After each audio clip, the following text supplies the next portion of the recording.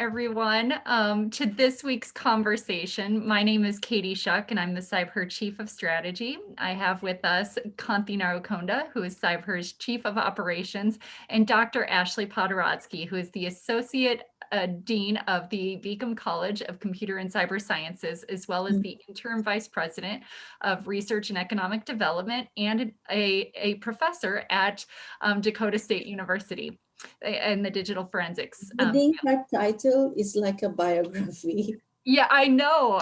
She's got so many titles for her. Yeah. And we also will, I'll introduce our speaker in just a second, but I do want to just thank everybody for joining us today for this conversation. If you have any questions at any point during the conversation, you can ask them in the Q&A at the bottom of the screen, and Kanti will be facilitating our Q&A in just a little bit.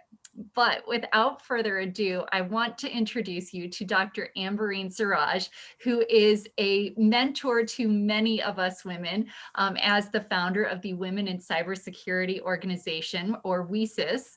And I'll let her tell everybody about that. She is also a professor at Tennessee Tech University, and we are so excited for her to join us this week. So Dr. Siraj, I am going to hand the program over to you to tell us about your journey and about all you've done and can tell people about what they can do in cybersecurity.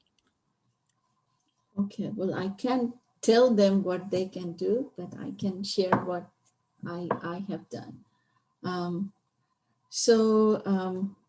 I am, as you can see, I am originally from Bangladesh, which is, I don't know if you heard of that country. It's a country in South Asia by India. And I was born in a family where I had 5 other siblings, among them 1 other sister. My father was very a great scholar. He actually wrote many books, and he studied archaeology, history, economics, and then ended up as a cybersecurity, not cybersecurity, a civil service person in Bangladesh serving the government. So when we grew up, I think what influenced me most is that he never made us think that, that we are girls, that he always expected the equal from all of us in everything. And so, growing up, I never thought of myself as a girl. I thought of myself as a person. And everything was, whatever was expected from my brothers, the same was expected from the sisters. And my father gave us a lot of freedom, and he never told us, this is, you have to do this or you cannot do that.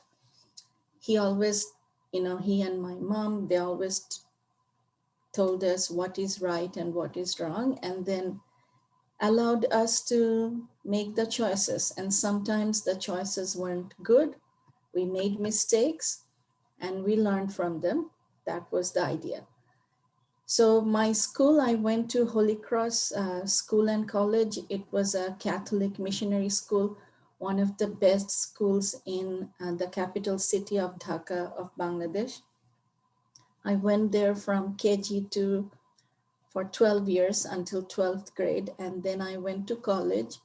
And at that time, I want to mention one thing. When I grew up as a school kid in school, I was very, very unnoticeable.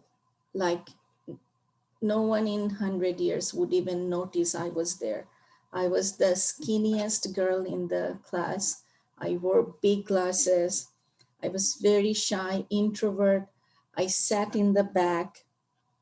And only time people would notice is when I got, maybe the highest mark in papers, and the teachers would call out my name. And that another weird thing happened was, although I was very shy, whenever the class was in, like we had a recess or we had a break, then I was requested to go up and do stand-up comedy. And I would become this comedian and I would do sketches and everyone laughed. Looking back, I feel like that was very weird for a skinny, shy girl to do. But that was me. And then I went to college and we didn't have computer science back then. What we had was close to computer science was applied physics and electronics. So I went to that as my undergraduate degree. And I did my first programming not until I was doing my capstone project, if you will. And it was about designing a PC-based circuit tester. And when I did programming, I remembered that feeling. My first code, when I ran it, it did exactly what I coded. And that was just a wonderful feeling. And people who know me knows that I forget everything. But there are few things I don't forget. And I didn't forget that feeling that, oh my goodness, this machine did exactly what I told it to do. And I loved that. So I decided to pursue computer science. So I did my, later on, I did my studies in computer science. I got married in Dhaka. I worked as a software engineer for 2 years. When my son was 2 years old, I came to United States to pursue my doctoral degree in computer science. And if anyone asked me, why are you going? My answer was very simple. And it was because my dad wanted to be a doctor, of professor, and he couldn't because of lot of obligations. So and that was his big regret that he couldn't be a professor. So I kept my maiden name. So my dad's name is Sirajuddin. So that's what my name is. And I took upon the mission of becoming Dr. Siraj. So for very wrong reason, just because your dad wanted to go to be a professor, I became a professor. But I wouldn't have it in any other ways, now that I look back.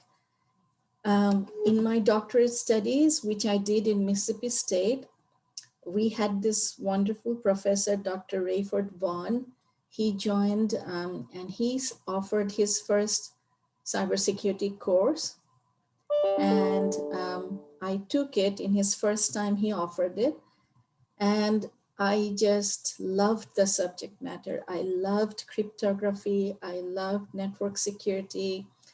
I loved all the models, concepts, everything I learned in that class. And there wasn't any looking back. I was like, okay, this is what I'm doing.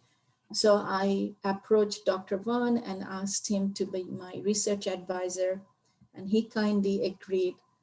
And he took me under his wing and I did my doctorate with him. And my research was about making intrusion detection better. So what that means is, in a computer network, there are a lot of bad things can go on. And to watch out for these bad things that are happening, you have this check system or intrusion detection systems. They sort of act as your video guard, security guard to see what's going on. Now, when a network has a lot of machines, there are different types of guards looking at different things, and they are all trying to scream at you and telling you that there is something bad going on. How do you make sense of all the noise? How do you take what is important from all these screams and noises and bring attention to that? So that's what I did, making sense of heterogeneous intrusion alerts and how to use artificial intelligence to give an overall health of network situation to the system administration. So once I finished my PhD, the day I submitted my dissertation to our library, I got on a van traveled to Tennessee where my job offer was. 2 weeks after that, my daughter, the second child or my daughter was born.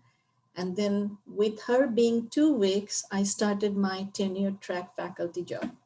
So I taught 3 classes, everyday class. I remember 8 o'clock classes with a 2-week-old and a 12-year-old at home. And of course, my husband has been extremely supportive all the time. And uh, I never missed a class. I cried a lot, but I never missed a class.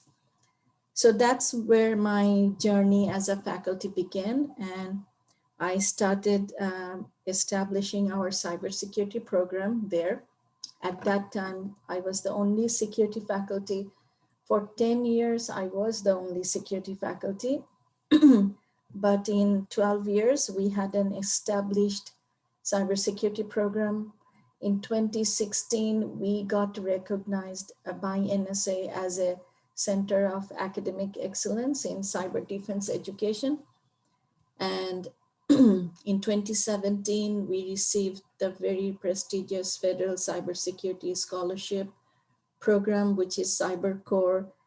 So now we are the first and largest in Tennessee for federal Cybercorps Scholarship Program. We are the only DoD cybersecurity scholarship program. So combinations of all these makes us very unique, not just in our state, but among a pool of good schools in the country. So I'm very proud of the program that we have, Tennessee Tech, but mostly I'm very proud of our students because what I am, what we are, what my center does, which by the way, we established a Cybersecurity Education Research and Outreach Center, and we do a lot of things regarding informal education for students outside of classroom, research in cybersecurity, and a lot of outreach in cybersecurity. So personally, when I started my faculty job, I wanted to become a faculty who integrates education, research, and outreach in all. So I didn't want to become an expert. Maybe I don't have the capacity to become an expert in one thing, but I wanted to do different things at different times or same time. And to me, if you want to be a great educator, especially in a field of technology like cyber, you have to know what's current out there. So you have to be on top of research. Now, if you want to do research in cyber, you have to understand what is the need out there. You have to understand the community, and that's where outreach comes in. And without outreach, you cannot get students in your classes. So to me, all these three are very interconnected, and I myself believe strongly and equally in all three. So one of the projects that we did at CROC, our center, is broadening participation of women in cybersecurity. So in 2012, I reached out to NSF for a small grant to start a community for women in cybersecurity. I wanted to show young women that there are so many role models out there that cybersecurity is not just attacks and breaches, that the beauty of cybersecurity is when you can't see it. When cybersecurity is invisible, that means it's working. So even if you just hear all the times attacks and breaches, that doesn't mean that that's only when cybersecurity is active. The fact that most of the time we don't hear about attacks and breaches is because millions of cybersecurity professionals are doing their job. So I wanted to have a stage for all these accomplished female cybersecurity professionals to showcase the wonderful work that they're doing, and then get a message to the younger generation that there is so much more in cybersecurity, and whatever your skill is, you can apply in cybersecurity, and that the nation has a huge need for you and your skills and your talent. So that's how WiCyS was born, and I am so thankful for people like, Katie, Ashley, Pam, Kanti, all these women are part of this great community who are making it work every day, that who not only get inspired by WiCyS, but who become their own inspirations. I mean, look at all the wonderful work that CybHER is doing, and that's why I'm here today. So I think the more we all work together, the more we can send a message out there that cybersecurity field needs more women professionals, because there aren't enough professionals. Plus, we need diversity. We need people of all gender, color, sizes, shapes, everyone to think differently to tackle the complex problem space in cybersecurity. So thank you for having here. I hope I didn't take too long. Definitely not, Dr. Siraj. That was, you know, you see so many people and you have so many adjectives that you have in your mind when you speak to different people. When I see you, when I hear you talk, I think, oh, path maker. She's a path maker. She created a path for so many women to come together and to offer support to each other, to that kind of a supportive environment where you can talk freely, where you can exchange ideas, where you can encourage each other. And that is just, I mean, WiCyS has grown to be such a huge organization now. It's fantastic. And thank you so much for being here with us today. Well, thank you for having me. But again, I want to stress that WiCyS is not an individual. It's all of us, it's we. So the power of the community, every one of us bringing our own thing into it. We do have a few questions from our audience. Yes. And um, since we're already talking about WiCyS, Hmm. one of the students wants to know how big WiCyS is. How big WiCyS is? WiCyS is it's a member-based organization. It's a non-profit, so WiCyS doesn't make money through all the initiatives it does. Right now, there are, I think, around 5,000 members. And when I started WiCyS, it was always in my mind that WiCyS is always going to be half and half. So in the annual conference, we make sure that the half of the attendees are always students and half of them are professionals. So the ones who are seeking opportunity and the one who has opportunity can get together, and they learn from each other, they share with each other. And the organization profile is also like that. If you look at our membership profile, it's half of them are students, 45%, I think, are student, and then other half are not security professionals. But we have 114 student chapters.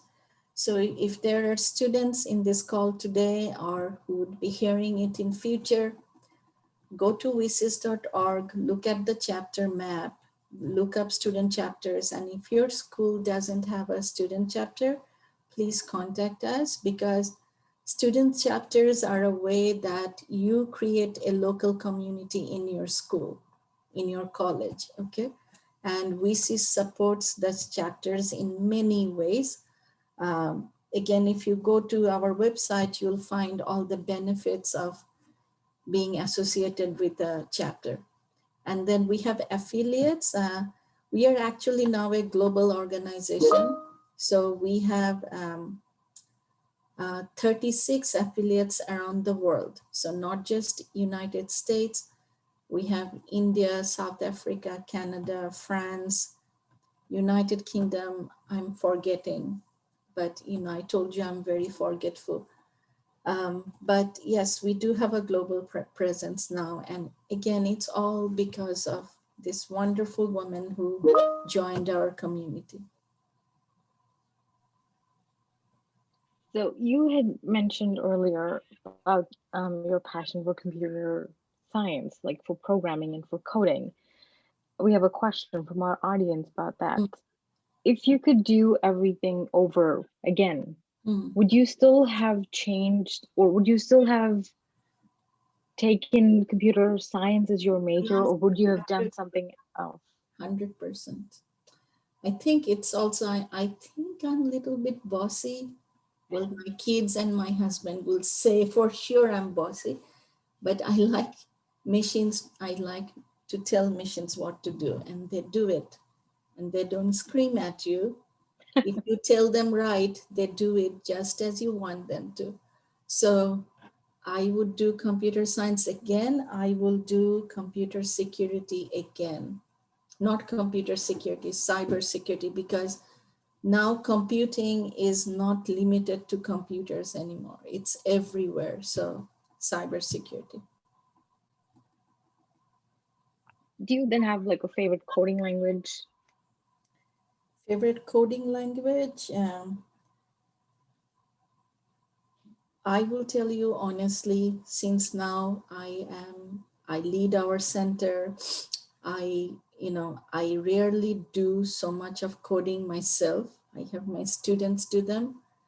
But when I did coding, I loved C++ most. And I know that my students love Python most. So, what is the coolest thing that you've ever done so far? Coolest thing I've ever done. I think if you want to, in terms of, my day job is my center. So my center is very near and dear to my heart. And to have a center from paper to have a brick and mortar center that has in 4 years impacted 7,000 people in Tennessee and outside of Tennessee, that's a big deal for me, that I can contribute locally to my region, to my state, to my country. But WiCyS is in a different league, right? WiCyS has impact globally now. It has reached people in countries that I've never even been there or heard about them. So I guess in that respect, WiCyS would be my biggest, not my, again, I don't view anything as my, it's all our. I'm kind of the, what's that called? When you start a yogurt, what's that called? That thing you put in milk to start that yogurt? Do you know what's that called? The culture? Culture, yes. I'm kind of like the culture. But it's I a love we that. thing. Everything is a we. I love that. So, what would you consider your biggest or your most proud accomplishment so far? Um, I mean, personally, if if you know, if someone asked me what's your most favorite, of course my kids, right? My son is an architect, my daughter is 14 years old, and my son and daughter, I told you I started my dissertation with my son being 2 years old. I started my faculty job with my daughter being 2 weeks old.